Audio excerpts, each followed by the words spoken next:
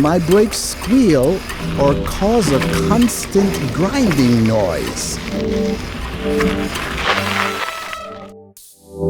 Make sure your brake pads still have enough lining or have not worn out. Check the position of the corresponding brake caliper and recenter it if necessary. Slightly open the two adjustment screws on the brake caliper adapter so that it can move freely, usually with an Allen key size 5. Pull the brake so that the caliper centers itself and carefully retighten both screws.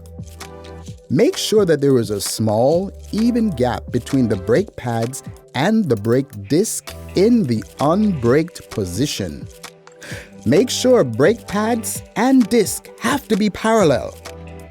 Inspect the brake disc for unevenness or whether it is bent in places. Grade the brake disc with an appropriate tool or replace it if necessary. Also, make sure that there are no foreign objects or particles on the brake discs or the brake pads. Water, for example from rain, or even slight moisture can cause squeaking noises which disappear as soon as the brake system is dry again. 8th, also make sure that the brake pads are not glazed. Remove them and check the surface for reflections or shimmering.